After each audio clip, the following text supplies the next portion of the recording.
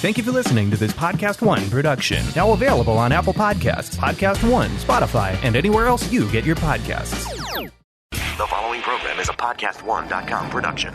From Hollywood, California, by way of the Broken Skull Ranch, this is the Steve Austin Show. Give me a hell yeah. Hell yeah. Now, here's Steve Austin. All right. Professional wrestling. I love it. I lived it. I love to talk about it. I'm here today talking to Lance Storm, a distinguished veteran of over 23 years inside the square circle. This man held over 13 championships during his run. Right now, he's running his pro wrestling academy in Calgary, Alberta, the Lance Storm Academy. Lance, welcome to the show. Thank you, Steve. It's a pleasure to be here. What's going on right now? With school in session? What's going on at the academy? Yeah, school is in session. I run my school a little bit different than a lot of people, where I'm just not open year-round and you can join whenever you like. I'm a firm believer in training the way I did, where everybody shows up and you start on the same day. I run a 12-week program that we start at, your first bump and move all the way through up into ring psychology and having good matches. And when everybody starts together and trains together, I think it's a good bonding experience, and it's a way to make sure you don't miss things. So I'm 3 weeks into this new session, and I've got some good people. Now, when you start a course, okay, you go through the 12-week course. Then how long is it before you start in another school, another session? I take a month off. I got off the road because I wanted to spend some time with my family.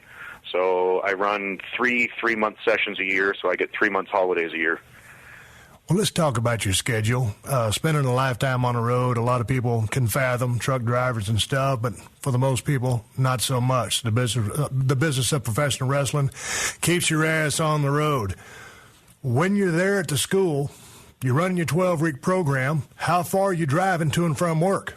I'm about 15 or 20 minutes. When I got off the road, I wanted to shrink the radius of my world. I got tired of being away from home and running those long hours, behind the wheel or on planes. So I try to keep my life as close to home as I can. I'm one of the fortunate ones that managed to stay married my entire career. My wife and I are just past our 19th anniversary. So staying home and close to it is a good thing for me right now. Let's talk, man, I want to talk to you about your school because I get asked so many times about good schools for people to go. Yours is always high on the list because everybody in the business while you were there respected your ability in the ring. You did a lot of badass stuff. Very solid in the ring, lots of dynamic moves, and almost seemingly a whole lot of Japan styles, and I want to cover that. But let's talk about staying married for 19 years in the business of professional wrestling, or really for entertainment for that matter. But since we come from the world that we come from, how in the hell did you do that? And before you answer that, I know you're a very unique human being. You're a very smart guy, you think a lot, you read a lot. How did you stay married so long?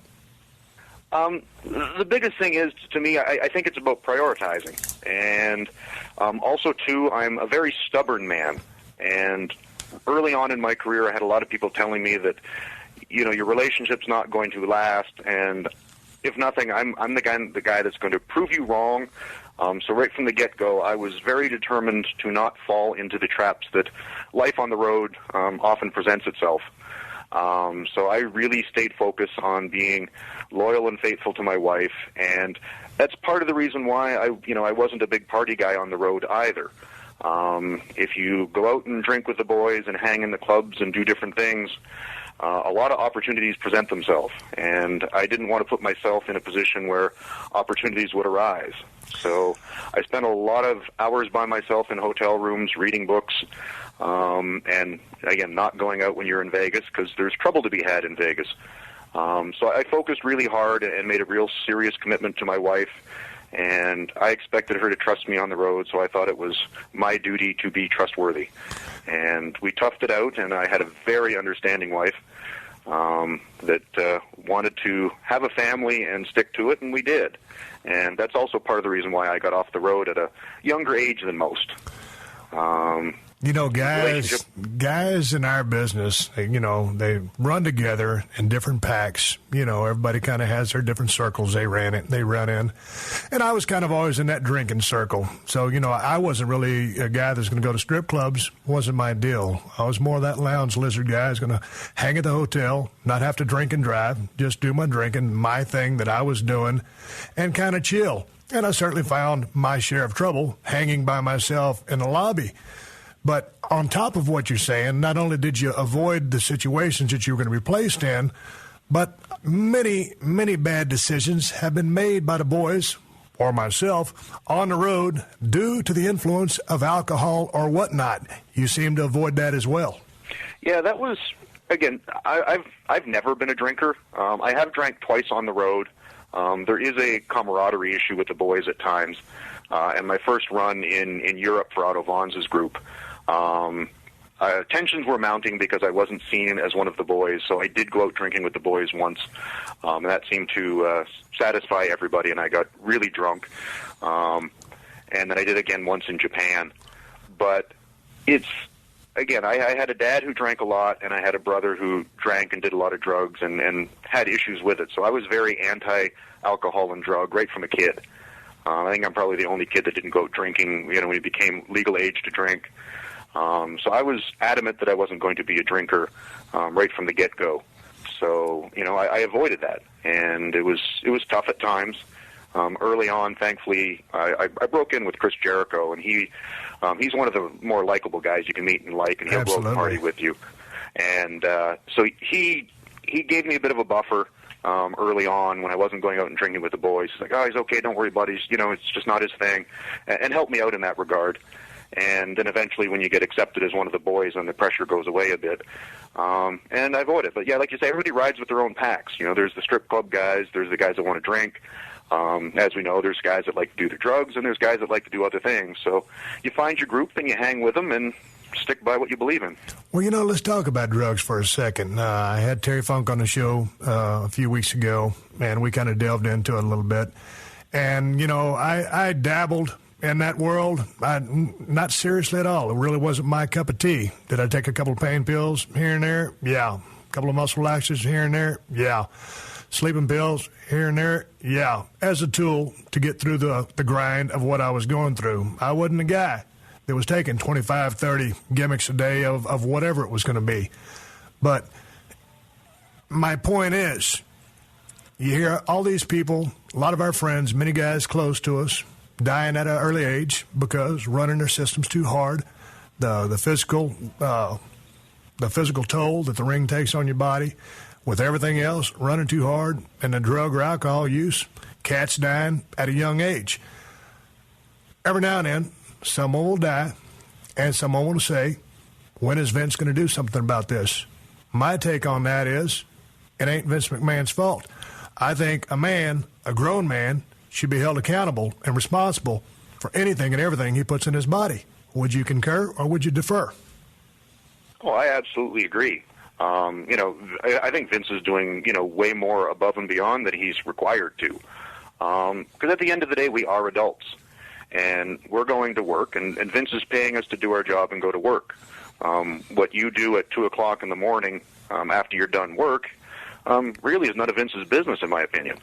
There are a lot of pitfalls, and it's tough in the business because, like you say, everyone's going to get banged up. There's a physical toll. So there is going to be the need at times for some kind of medication, you know, be it from surgeries or bumps and bruises. So everyone's got to keep themselves in check, and hopefully your riding partners will help you keep things in check.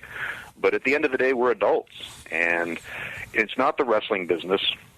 To be honest, a lot of it's the road, because, you know, if you look in the music industry, you know, guys in bands end up messed up. There's that boredom on the road. I mean, with excitement and doing what you love, there's excitement, but there's also boredom. But then there's also the lonely periods where you miss your loved ones, so you're self-medicating. Everything starts snowballing, and it turns into a monster for many, many people. I think it is, and I lecture my students at length several times on the potential pitfalls of the business. And again, a lot of it is loneliness, and I think a lot of it is, too, the need to sleep. If you banged up your shoulder that night and you don't get any sleep that night, you're really worn out, and then you're on a plane and you're wedged in a plane and your shoulder's hurting, and that second night's sleep you haven't slept in 2 or 3 days. The interest in hey, here's a sleeping pill, here's a whatever you have to get you through the night. It's easy to go down that road, and again, going down that road as far as taking proper amounts and doctor-prescribed pain medication and so forth is not a problem if you can keep it in check. But again, at the end of the day, it's like, Vince McMahon's not my babysitter. I don't need him telling me how to live my life. It's his responsibility, and he can tell me how he wants me to do my job. And if my life adversely affects my job, then he has, the right to step in and either get me to change it or fire me. But I don't need Vince McMahon or any job I have trying to govern my life. It's a tough job, and there's easy pitfalls, and you just have to be aware of them and try to be responsible. And, the loneliness of the road is a tough one. And when you have a lot of money and you've got time on your hands and you're bored or lonely, miss your family, I think if you want to understand this, if you get a chance, William Regal's book, Walking the Golden Mile, because William Regal is very open that he had some serious drug problems back in his WCW days. And he talks about it was the loneliness of being away from his country and feeling like a stranger in a strange land that first led him down that path. And, it's a path, thankfully, he managed to get off of, but he admits openly that, he probably should have been dead a couple times over. Yeah. But it's just being aware of the pitfalls before you get there, which is why I try to lecture my students. But when you're lecturing your students, and, from the road that I've been down, and again, I never had to check into a clinic. I always had a good handle on everything that I was doing. And admittedly, I was doing some things. But from the standpoint of where I'm at now, the things that I've done just through experience, from been there, done that, when you're talking to your kids, what's the average age of these kids coming into your camp? Obviously, they have a high respect for you, but is this information well received? Are they soaking it in? Are they taking to heart these words of knowledge that a cat like you and I can deliver? Are they serious about this, or are they? Well, hey, I got to go in there and experiment too because everybody else does. I'm pretty damn transparent. The shit ain't good for you. Stay away from it. Yeah, some do and some don't. The average age is probably 18 to 25. Is the majority of my students. I get a couple older than that. 18 is the minimum. I won't accept students younger than that. I think they need to mature and grow before they get on this job. I think some listen and then some don't. There always going to be that situation where you get on the road, it's fun. It's like when kids go to college. You want to go out there and drink, and you want to go out and party because this is your chance to, be the big time, have your party. So they're going to do that. But I hope that they remember enough that in the back of their mind they, at least have, and a lot of them jokingly call me Papa Storm, on his shoulder, whispering in his ear, it's like, make sure you don't get out of hand. Because again, having a few drinks and partying with the boys, there's nothing wrong with that. But if it turns into a 6-night-a-week occurrence, and then again mixing it in with pain pills and other things, and that's something that I really harp on. It's like everything you're going to do in your life is going to chip away at your longevity. If you're going to be a drinker, and you're going to be a pill guy, and you're going to be a party guy, and you're going to be a recreational drug guy, you're probably going to end up dead. You're exactly right about that. So again, if you want to go out and drink and party, then have at her, but make sure you don't get on any other roads and don't make it a permanent lifestyle for yourself. And hopefully they listen. And I get some students that 2 years later, I'll get an email or a phone call with, I was thinking about doing this or thinking about doing that, and it's like, I'm feeling pressure, and it's like I have a talk with them. And it's good when they're willing to come to you, 2 years down the road and still looking for advice. Well, and the thing about, the wrestling business and, maybe entertainment in general, but I can only speak from the world that I come from. And I never even saw a pain pill until I was riding down the road one time with someone, and they said, hey, man, you want a Vicodin? And I said, what's that? Oh, you don't know what that is? And so it's easy to get started on this stuff just by hanging around the guys that are already doing them. The 411 comes pretty quick and easy. Then comes the peer pressure along with that. It is what it is, but to anybody out there listening to Lance Storm and myself, stay away from all that horse shit. If you want to drink a couple of beers or have a little bit of whiskey or vodka, that's one thing, but leave all that other shit alone. It is what it is, and don't want to talk about drugs all day long with Lance Storm. You run a highly respected school, the Lance Storm Academy. We talked about a 12-week program that you start, and you go about a month between each class or each new group that you bring in. Let's talk about, what you're instilling in these young athletes when they come into your school. Is it bump intensive? Is it mat wrestling? Is it storytelling? What's your protocol? How are you laying out your training? It's all of that. Obviously, the first month it's bump intensive because if you can't bump, you're not going to last. But I also try to run them pretty hard cardio and physically wise to give them an idea of the kind of shape they need to be in. And I start with the basics. I try to teach them good mat wrestling and cover all the basics. The big thing, I'm not a move guy. Anybody can learn moves when the time comes. And this is something that I've learned from working a lot of different places, Japan, Europe, Canada, the U.S., a lot of different places, that to me, the fundamentals of storytelling and working are the same, and you can alter it slightly for your audience and add some moves, if you will, but I don't just bring kids in and start teaching them how to do flipping power bombs and diving twists and so forth. You've got to learn that basic storytelling. You've got to learn basic mat wrestling, and I try to cover as much of everything as I can so that when you go out there, you can adapt to any situation. And I think that was my strength throughout my career, is that I could work with anybody. If you wanted to go out there and brawl and fight, I could do that. If you wanted to go out there and mat wrestle, I could do that. If you wanted to go out there and just be a high spot flippy dive guy, I can do that. And I worked with a lot of people you never would have thought I did. I've had one-on-one singles matches with Abdullah the Butcher in Japan. And just How went out was there and that? fought for my life. And I've worked with the original Tiger Mask, Satoru Sayama, and it's like when you can adapt and understand the working concept and the emotion, because if you rely strictly on moves, you're probably going to be crippled before you make any money. I agree. You got to be able to tell a story, and it starts with a good firm lockup. So many people just want to get out there and flip, flop, and fly. And it ain't about that. It's about telling the story. Do you do any kind of promo stuff there in the school or character development? I work on basic promo do's and don'ts, and I have probably, it'll depend on how good they are in the ring as opposed to promos. I'll do between 3 and 5 promo days throughout the 12 weeks, and trying to give them just a basic foundation on how to conduct and structure a promo. And it plays into ring psychology, because I find that, again, good storytelling in the ring or good storytelling on the microphone, you still have the basic idea and layout. You have to pace it. You have to give people a chance to think about what you're saying, and you need to end on a strong note. Which, again, if you're having a wrestling match, it's very similar. You can have your spots and you can have the stuff you're doing, but if you don't give people time to think about what you're doing, they're not going to absorb it. And again, in your match, you want to end on a strong note so people will remember it. Same concept with a promo. So I work on that. I don't get too much into trying to develop individual characters for everybody, because once they go out and try to get bookings, sometimes, you've got this great character, I want to be a heel, but you go to an indie promotion and you need a babyface. Well, you're a babyface kid. But you try to give them that foundation that no matter what hand they're dealt, they can put the cards together and make a decent hand and play a game of poker with it.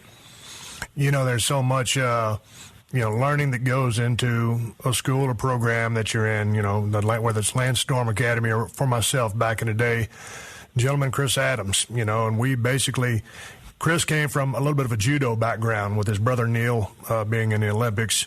It was all about the bumps. It was all about learning how to fall.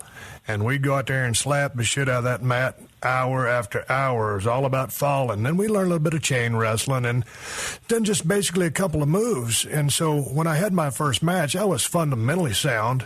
But to a large degree, the business of pro wrestling is like many others. It's on-the-job training. Have you expressed this to your kids? I have. Although the thing that's hard is that there aren't as many people to learn on the job with anymore at the indie level. Because when I was trained, I was taught basic execution and how to bump and then sent off. And I was lucky to work with some good veterans. Oddly enough, I actually did a tour of Lebanon with Chris Adams and worked with him. How was that? But it was 1992. We got screwed on our money. War broke out, and we had to leave with gunshots going off. It was a horrible time. But I tagged with Chris Adams on 2 or 3 of the shows. He was the top babyface because world-class television was strong in the Middle East for some reason. What kind of state of mind was Chris Adams in at that time? Seemed to be pretty good. We got along well, but I felt that there was a tension there for some reason. I didn't know why. I was pretty green, though. This was 92, so I was only, a year and a half into business.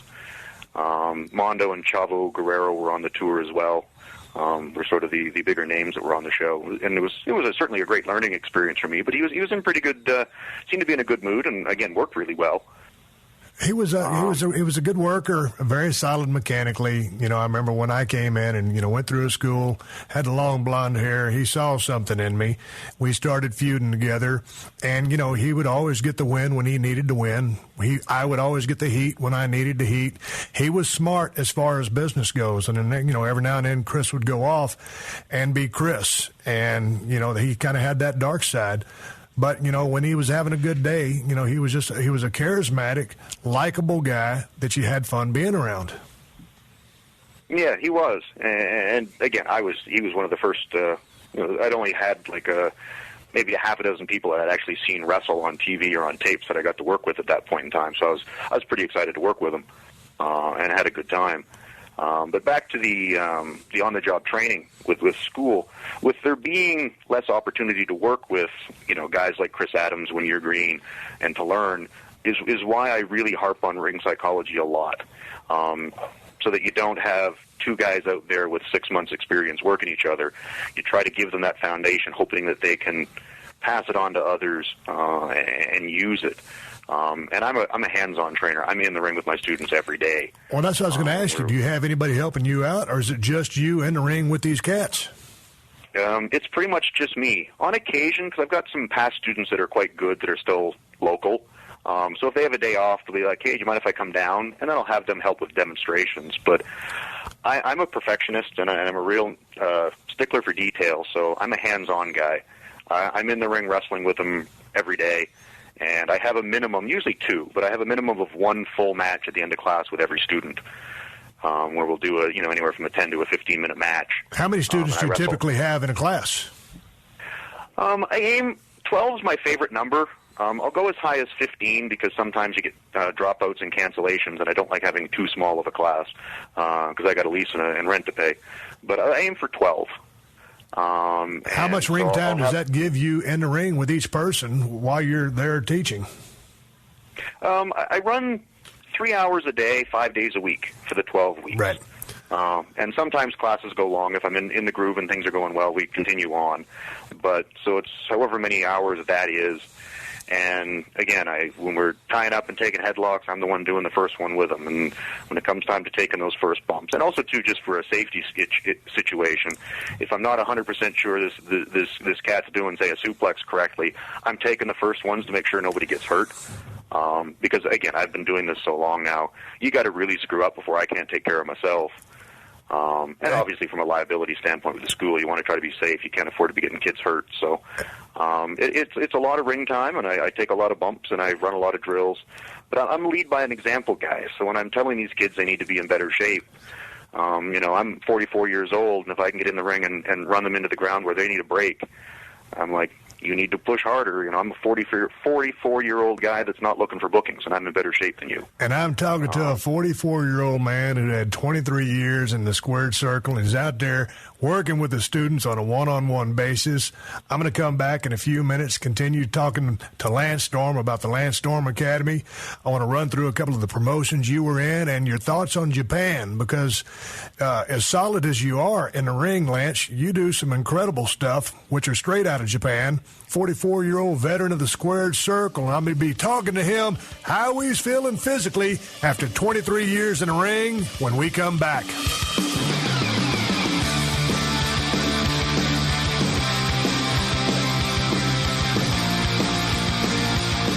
Hey, man, do you own or rent your home? Sure you do, and I bet it can be hard work. You know what's easy? Bundling policies with Geico. Geico makes it easy to bundle your homeowners or renters insurance along with your auto policy. It's a good thing, too, because you already have so much to do around your home. Go to geico.com, get a quote, and see how much you could save. It's Geico easy. Visit geico.com today. That's geico.com.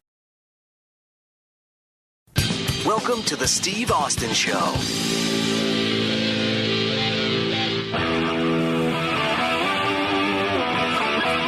All right, coming back from the break, I've been talking to Lance Storm, distinguished veteran of over 23 years inside the squared circle. When we left off, Lance was talking about one-on-one training with the students at the Lance Storm Academy and getting in there himself, going through the paces. With that being said, Lance, I wanted to ask, with all those years in the business, with a high-flying style you had mixed with your base ground attack, how are you feeling these days physically? On the whole, I'm pretty good. I've got aches and pains, don't get me wrong. Did you have any major injuries? I never really had any major ones. When I decided to get off the road full-time, I was starting to have lower back issues. That thankfully I ended up getting diagnosed about a year after that, and I've got them under control now. But I haven't had any major injuries, which is fortunate, obviously, touch wood. I've got some minor issues with my neck that just started last year. All my discs and stuff are good. I've just got a narrowing on one of the nerves in my neck, so I have to be careful about certain things that I do. A lot of stretching and strengthening. I'm just not allowed to do bridging anymore because I don't want any more compression on it. But on the whole, I feel really good. Other than, again, the shoulders ache and the knees ache at times, but I never had a major injury. And I had cartilage scoped in my knees maybe 3 years ago. Just to trim them up because it was being problematic. But other than that, I've never had a surgery. And for the most part, feel pretty good. And that neck issue, is that causing any tingling or numbness in your fingertips? No. I get headaches. I get a little bit of dizziness, sort of like seasickness a bit. Symptoms were like a concussion, but I knew I hadn't banged my head. So after getting it looked at finally, it was determined that there's just a little bit of narrowing on the nerve. So I'll find I get a little bit dizzy if it's bothering me. But if I do my stretches and my exercises, I pretty much have no symptoms. I'm just not supposed to bridge to further compress my neck, and not supposed to have lifting my chin up really high and looking up makes it worse. So I tend to keep my chin tucked because it just allows more movement. And other than that, I've had no problems at all. Now, when you say you had your lower back diagnosed, what did they diagnose it with? I ended up diagnosing it, oddly enough, from reading a novel. You diagnosed your own back reading a novel? Yeah. Because my back was bothering me. WWE sent me to, MRIs and doctors and everything else, and nobody really found anything. And I was reading a novel, and the character in the novel was complaining about back problems, and I'm reading it going, this sounds exactly like what I have. So I looked it up online, printed it out, and took it to my doctor, and is this my problem? He's like, might be. So we did the therapy for it, and it's there's a psoas muscle, which attaches to the hip flexor and to your lumbar. And mine was in severe spasm, and it was tilting my pelvis. And it was straining my lumbar, and when I bumped, I was landing on the sciatic insertion at my pelvis and causing, tingling and strength loss in my one leg. So once I started getting the therapy and the stretches for the psoas muscle and relaxed it, my problem pretty much went away. Well, that's good news, obviously. Let's talk about your ring style a little bit. How would you describe your ring style from back in the day? I don't know, because I always preferred being a heel, so I always liked to adapt my style to what I needed. I'd like to think it was more just a traditional worker. I think William Regal likes the journeyman term, which I'm a big fan of. When I worked in Japan as a junior heavyweight, I worked that junior heavyweight cruiserweight style that was a lot more athletic. But when I worked in WCW, I worked more of the traditional wrestling sports entertainment style, if you will. And same when I went to WWE. I'm a firm believer that when you know how to work, the rest gets easy. And, there's a lot of people that, I had a hard time adapting to this style or that style. And I never had that difficulty because, again, I find that the basic fundamentals are the same.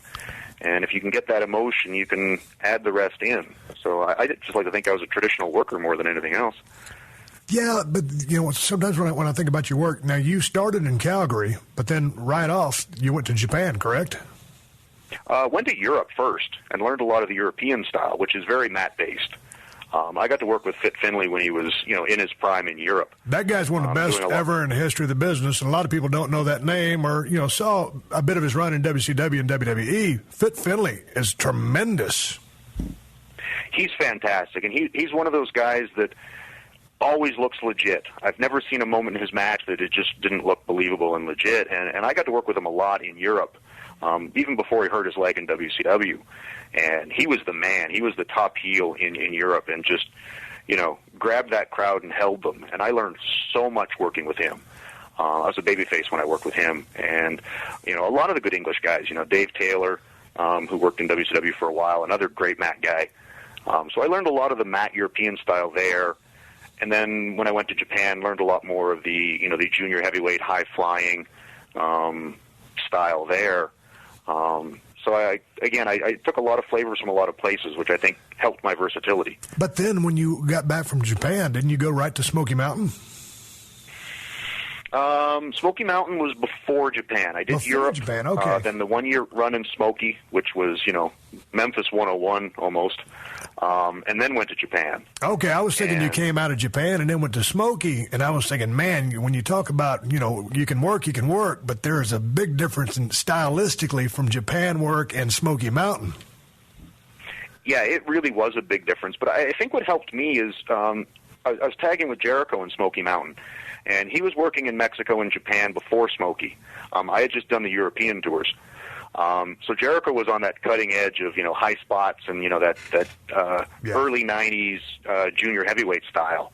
And we go into Smoky Mountain and we're working Well Done, who are, Memphis, Tennessee 101.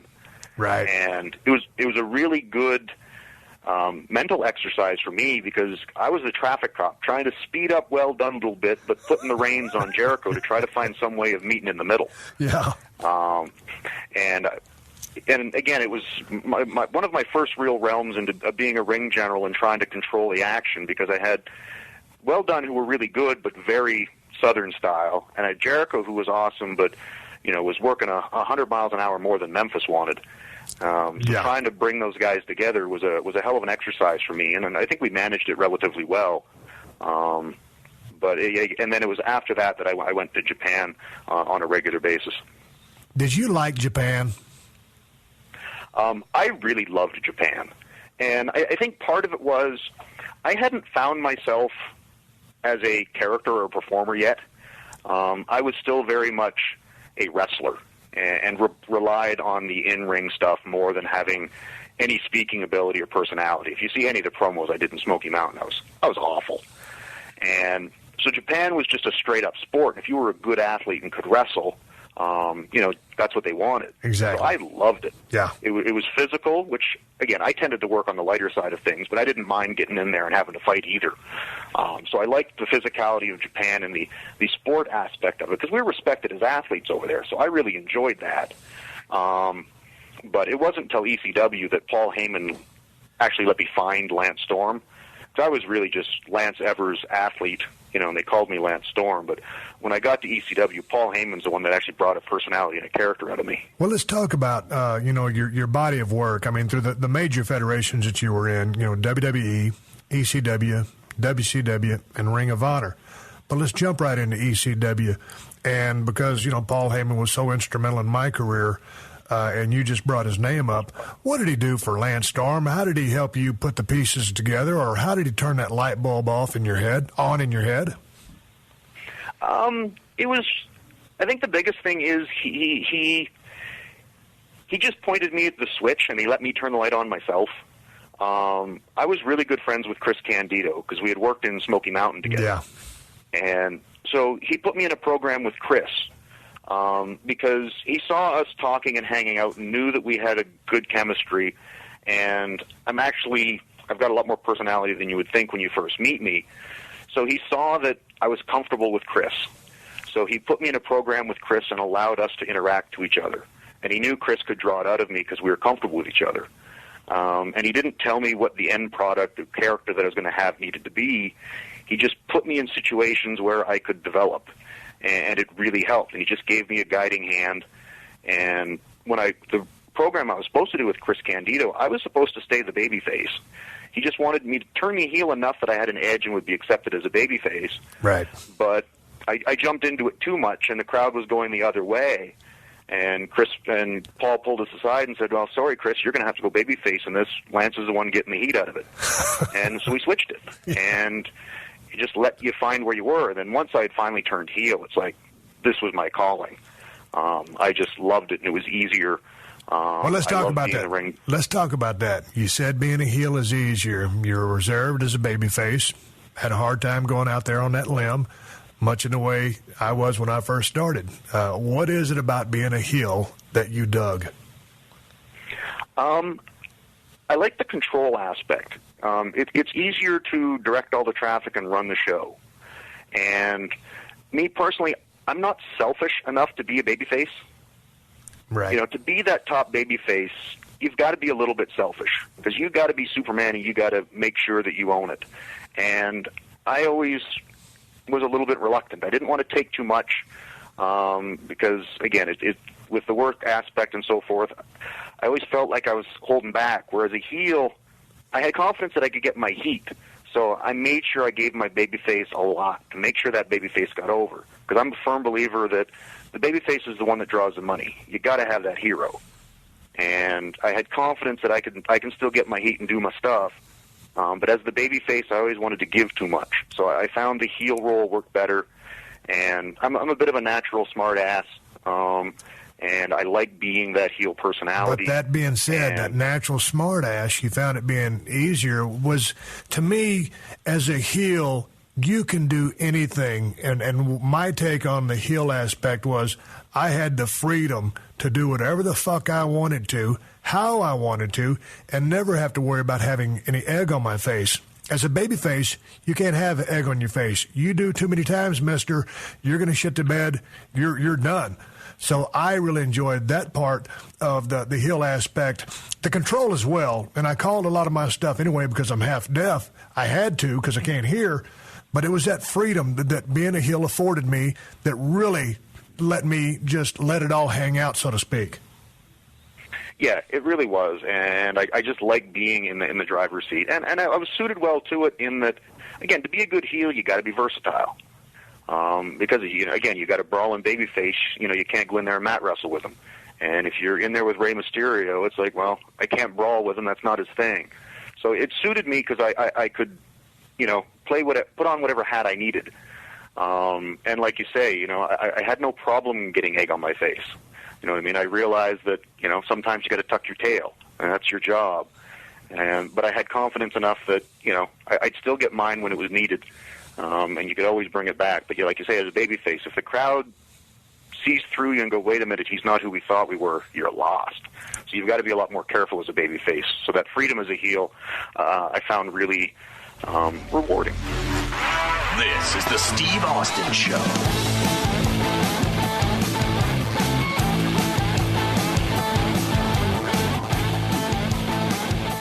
Hey, man, do you own or rent your home? Sure you do, and I bet it can be hard work. You know what's easy? Bundling policies with Geico. Geico makes it easy to bundle your homeowners or renters insurance along with your auto policy. It's a good thing, too, because you already have so much to do around your home. Go to geico.com, get a quote, and see how much you could save. It's Geico easy. Visit geico.com today. That's geico.com.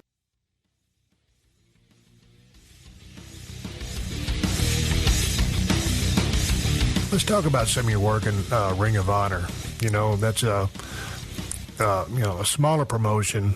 I've really enjoyed, and I don't see a whole lot of current, Ring of Honor stuff going on. I haven't seen a whole lot of it in general.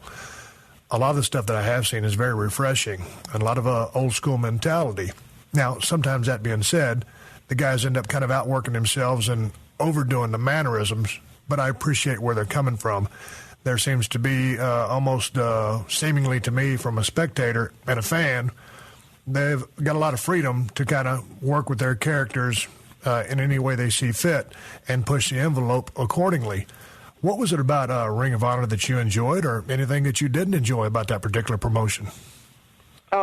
Again, I only did a few shows for them. I was never, in the company, so to speak. I just came in for a few specific matches because I had a good relationship with Gabe Sapolsky originally because he was in ECW when I was there. And it was the opportunity to work with just a few individuals that I wanted to work with. He talked me into coming in and considering working with Bryan Danielson, now Daniel Bryan. And I was so impressed with him that I'm like, I could do something with this guy. We could really have a good match. So I took the opportunity and really enjoyed it.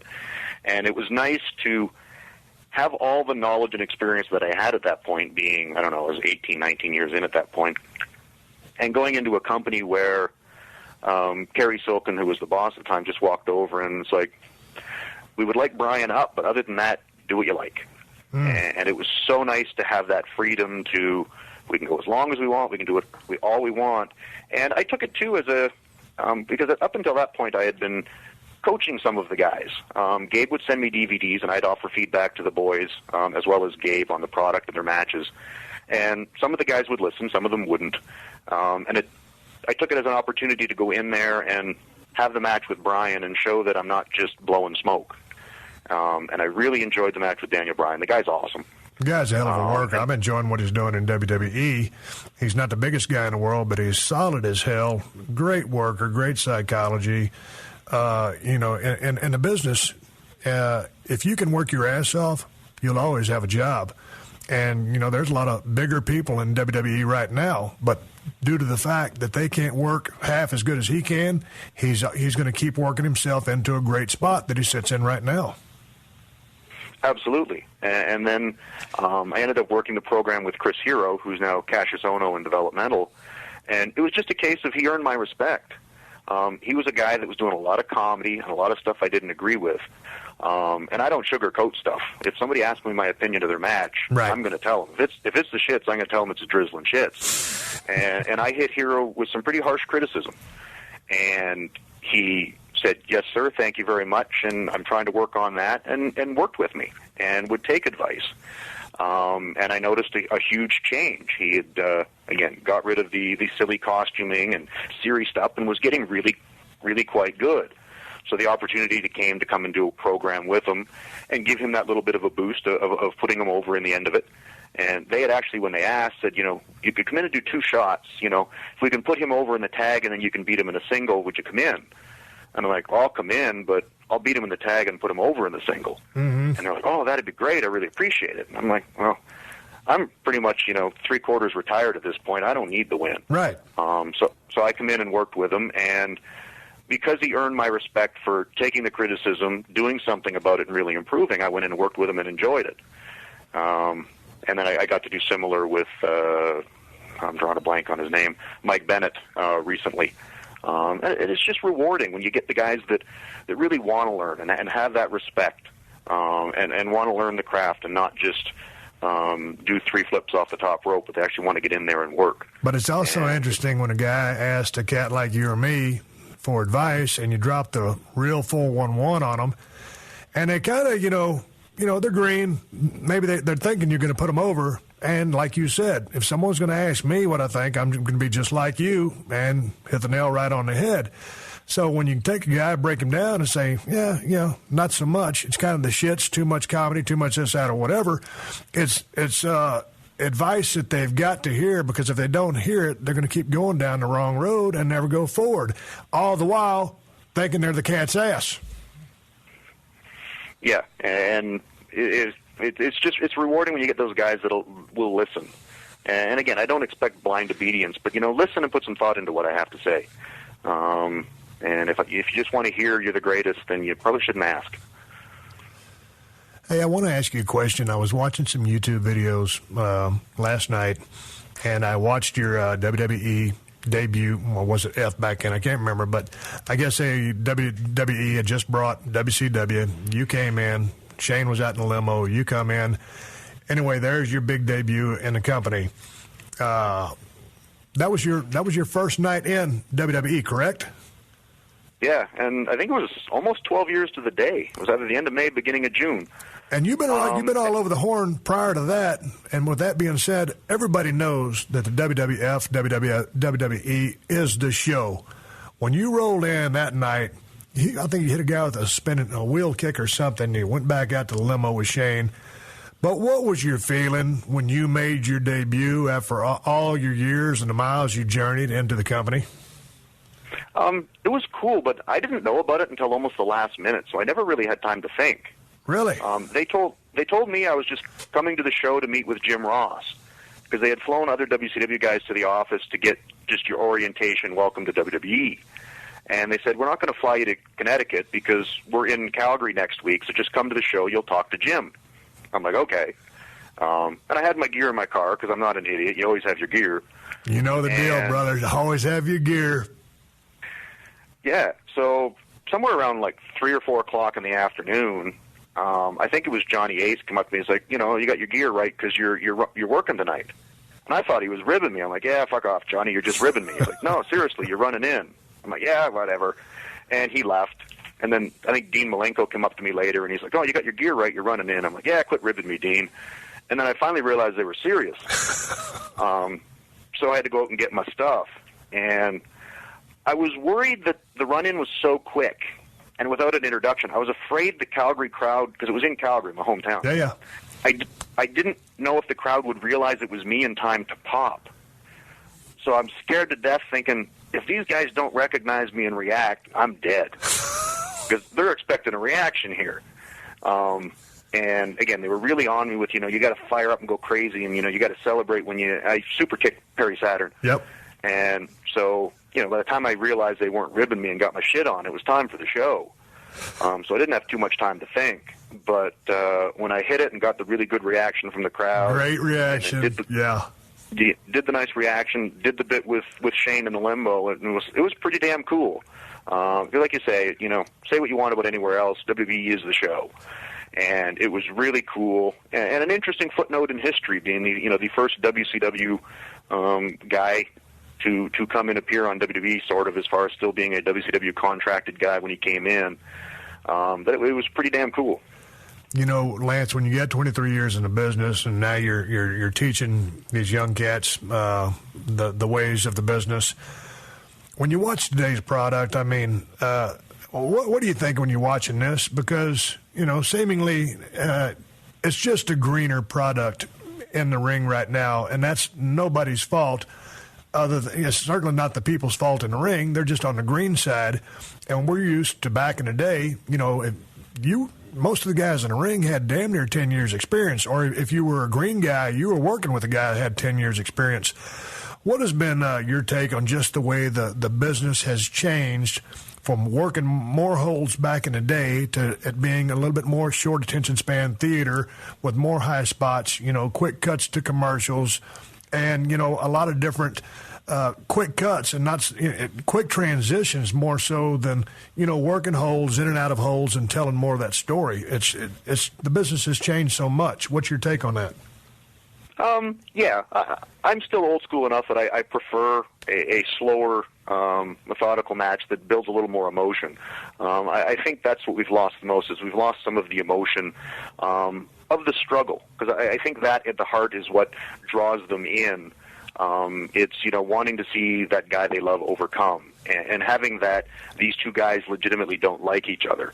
And I think having that emotion and believability is getting lost at times. Not always, but it does, and it becomes more about, I guess it's the difference between art and paint by numbers. At the end of the day, when the picture's done, it can still be good if the original layout of the paint by numbers was good, but I'm still a believer that a match needs to be an organic entity that grows naturally in the ring, and I think that's important. Although before we go anywhere else, I've got one question for you.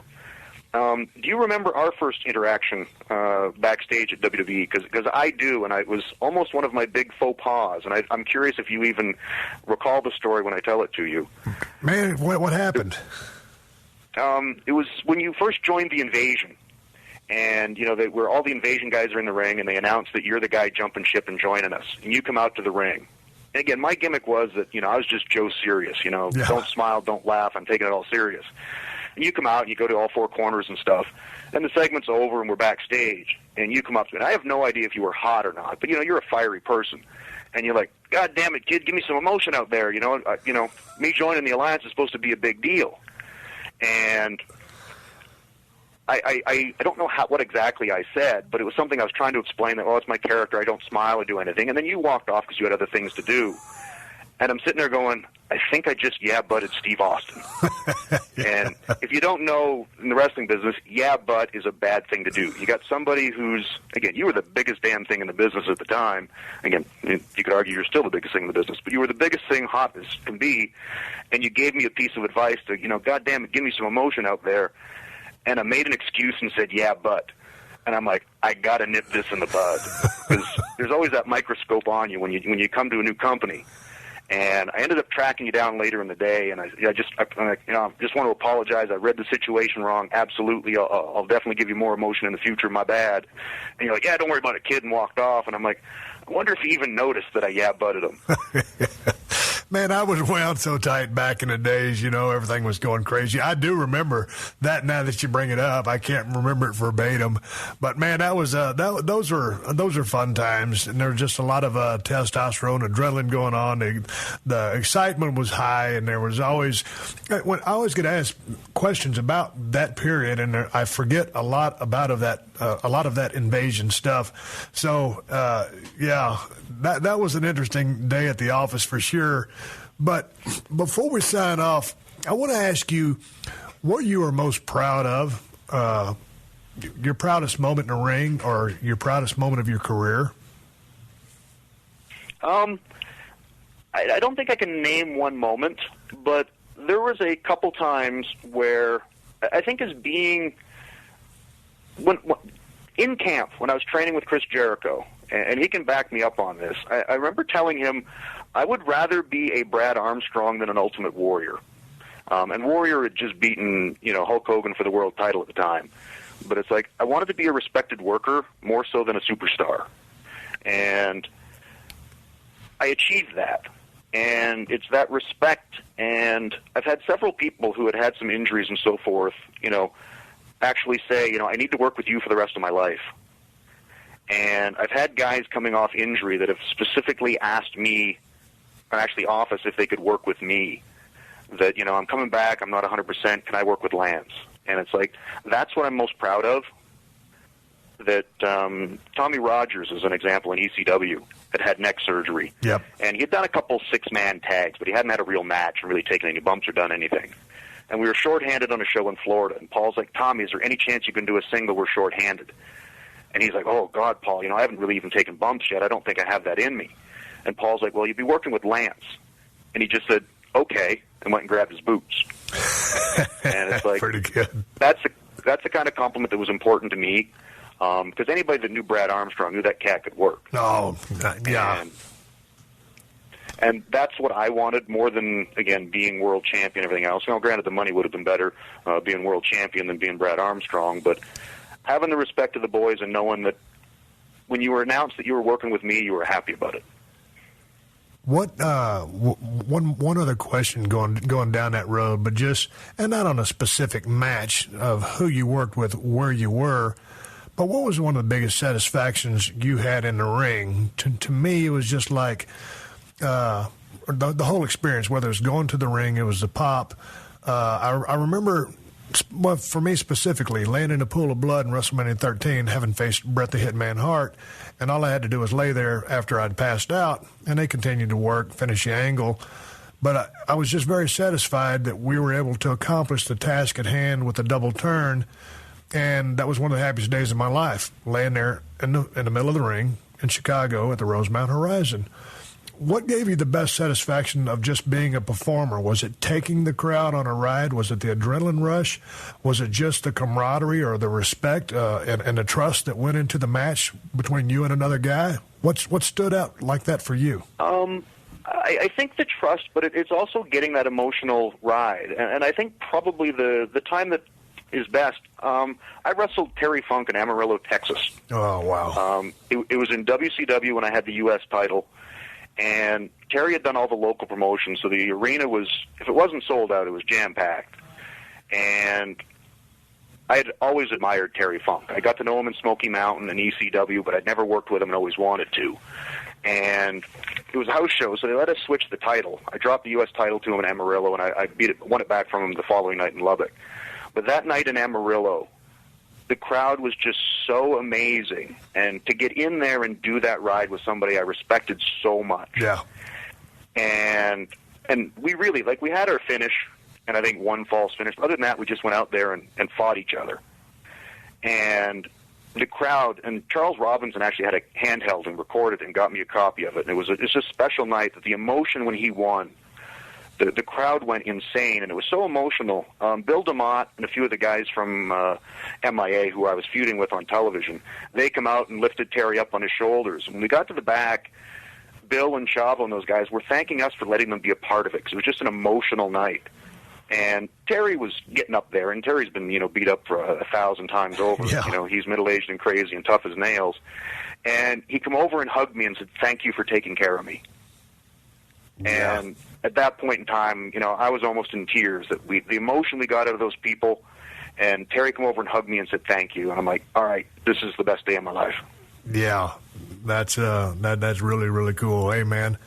And Terry, God, if you're in a business and you don't love Terry, there's something wrong with you. The respect that I have for that guy, the trail that, his dad blazed down, Dory Jr. and himself, paved the way for cats like yourself and myself, and for him to go out there and have that kind of match with you and to pass along that compliment, and that came from the heart. The Steve Austin Show. The Steve Austin Show.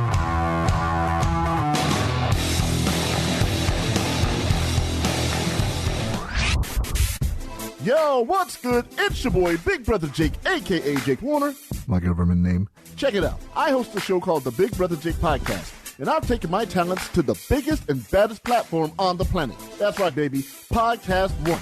My show is unique as I talk about everything. Life, sports, entertainment, being a single dad juggling several jobs. I'm a hot mess, but it's damn entertaining. Subscribe and review now on Apple Podcasts and listen on PodcastOne or wherever you get your podcasts. Let's continue talking to Lance Storm about the Lance Storm Academy. Before I let you go, I've known you for a long-ass time, but like I said, we just never really sat down and talked. I know you read a lot. You're a voracious reader. But when Lance Storm is not teaching people how to wrestle and you're no longer permanently on the road, what do you do in your free time? What are your damn hobbies? Reading's probably my only hobby. I love reading books, and I just love spending time with my wife and kids. If I'm just sitting on the couch joking with my wife, I'm happy. If I'm walking the dog with my daughter, I'm happy. I'm a pretty quiet cat. I love to just mellow out. I like quiet and solitude, and I like my wife and kids and my dog. Well, that's pretty much kind of the same tree I bark up. And, all the years on the road, it was fun while it lasted. Now, and I've always been a loner anyway, but spending time with my family, my dogs, and hunting, and just in solitude. I love people, love being around them, but solitude and just peace and quiet is good for me, too. With that being said, Lance Storm, I've been talking to him for over an hour, shooting the shit back in the day, the trail he's blazed down. If you're looking to get trained, look up the Lance Storm Academy. It's a hellacious school run by a highly respected cat of anybody that's ever been in a squared circle. Lance, I sure appreciate you being on the show. I really enjoyed it, Steve. Thank you so much. This has been a PodcastOne production. Download new episodes of The Steve Austin Show every Tuesday at PodcastOne.com. That's PodcastOne.com.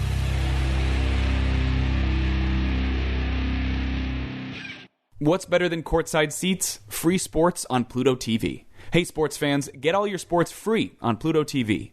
Pluto TV is your home for sports. Watch 24/7 channels of MLB, MLS, MMA, sports news and analysis, plus documentaries, TV shows, and movies, all for free. No signups, no fees, no contracts, ever. Download the free Pluto TV app on any device.